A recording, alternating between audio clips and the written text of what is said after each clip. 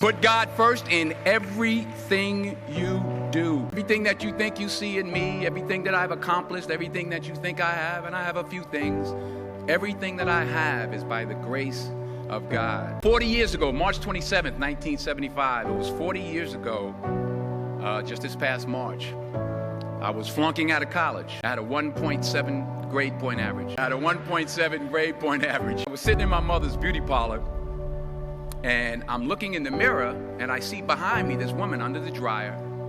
And every time I looked up, she was looking at me, just looking me in the eye. And I didn't know who she was, and I said, she said, somebody give me a pen, give me a pencil, I have a prophecy. She said, boy, you are gonna travel the world and speak to millions of people. Now mind you, I flunked out of college.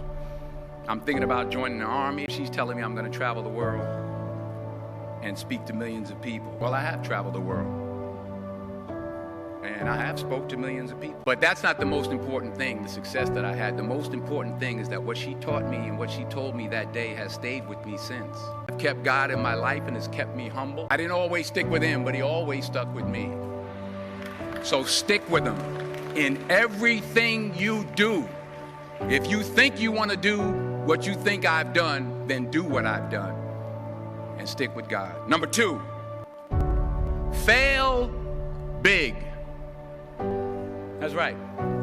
Today's the beginning of the rest of your life, and it can be very frightening. It's a new world out there. It's a mean world out there, and you only live once. So do what you feel passionate about. Take chances. Don't be afraid to fail. There's an old IQ test was 9 dots, and you had to draw 5 lines with a pencil within these 9 dots without lifting the pencil. The only way to do it was to go outside the box. So don't be afraid to go outside the box. Don't be afraid to think outside the box. Don't be afraid to fail big, to dream big. But remember, dreams without goals are just dreams, and they ultimately fuel disappointment. So have dreams, but have goals. Life goals, yearly goals, monthly goals, daily goals.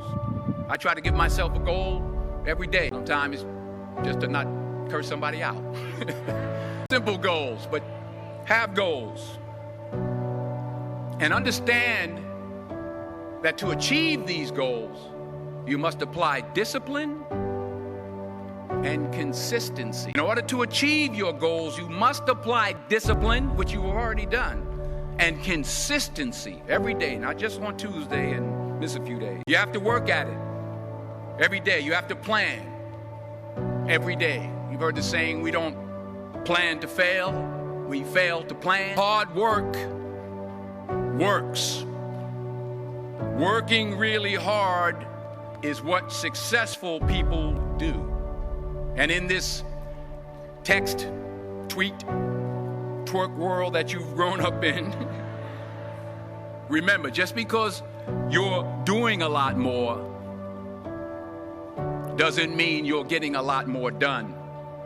Remember that. Just because you're doing a lot more doesn't mean you're getting a lot more done. Don't confuse movement with progress. My mother told me, she said, yeah, because you can run in place all the time and never get anywhere. So continue to strive, continue to have goals, continue to progress. You'll never see a U-Haul behind a hearse. You'll never see a U-Haul behind a hearse. I don't care how much money you make, you can't take it with you. And it's not how much you have, it's what you do with what you have. We all have different talents. Some of you will be doctors, some lawyers, some scientists, some educators, some nurses, some teachers, yeah, okay. Some preachers. The most selfish thing you can do in this world